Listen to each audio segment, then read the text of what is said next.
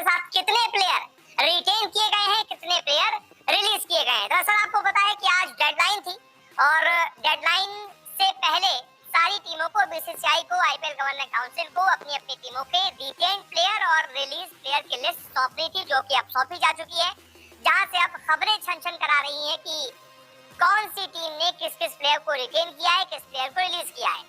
इसमें से हमने कई सारी टीमों को डिटेल आपको बता दी है। अब मैं इस रिपोर्ट में आपको केकेआर के बारे में बताऊंगा कि केकेआर ने किस किस खिलाड़ी को खरीदा है, किस किस खिलाड़ी को रिलीज किया है। तो सबसे पहले केकेआर के रिलीज खिलाड़ियों की लिस्ट आपको बताता हूँ। केकेआर से चले गए हैं अब शाकिब अल हसन, लिटन दास को भी बाहर का रास्ता दिखा दिया गया है, रिलीज कर दिया गया है।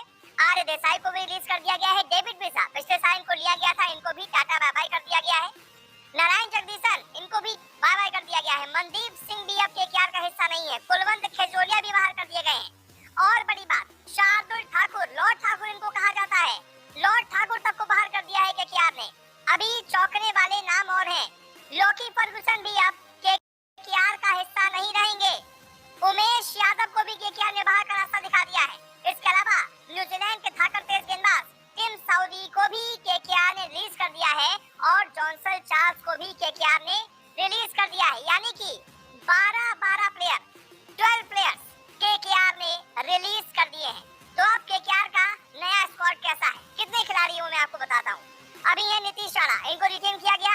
रिंकू सिंह को रिटेन कर लिया गया है। रहमानुल्लाह गुरबाज अफगानिस्तान के प्लेयर हैं, इनको रिटेन कर लिया गया है। श्रेयस अय्यर को भी रिटेन किया गया है। जेसन रॉय को भी रिटेन किया गया है। सुनील नारायण को भी रिटेन किया गया है। संदीप शर्मा भी रिटेन हो गए हैं।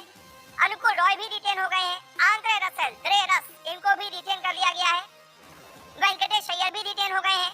हर्षित राणा भी रिटेन हो गए हैं। वरुण अरोड़ा भी रिटेन हो गए हैं और वरुण चक्रवर्ती भी रिटेन कर लिए गए हैं। यानी कि ये जो 13 खिलाड़ी हैं, अब केकेआर की टीम में सिर्फ 13 खिलाड़ी हैं, बाकी के 12 खिलाड़ी को केकेआर ने रिलीज कर दिया है। और जहां तक कप्तानी की बात है, मुझे लगता है भाई अय्यर वापस आ गए हैं, तो अय्यर ही इस बार केकेआर की कप्तानी करते हुए नजर आएंगे। तो ये जो खिलाड़ी बाहर किए गए हैं ना, इनको लेकर आपकी क्या राय है? खासतौर पर शार्दुल ठाकुर जैसा नाम, 12 खिलाड़ी आपने बाहर कर दिए।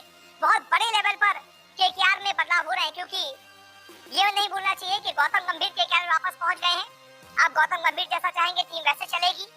तो कई सारे खिलाड़ी गौतम गंभीर के जो पसंद के नहीं है, टाटा बाय बाय। 12 खिलाड़ियों को गौतम गंभीर ने बाहर कर दिया है और अब सिर्फ केकेआर के पास 13 खिलाड़ी हैं। यानी कि ऑक्शन में उनको पूरा स्क्वाड करने के लिए 12 खिलाड़ी खरीदने पड़ेंगे। देखते हैं क्या पैसा लेते हैं गौतम गंभीर। फिलहाल आप क्या सोचते हैं केकेआर के इस रिटेन और रिलीज प्लेयर्स के लिस्ट को लेकर? कमेंट करके जरूर बताइएगा।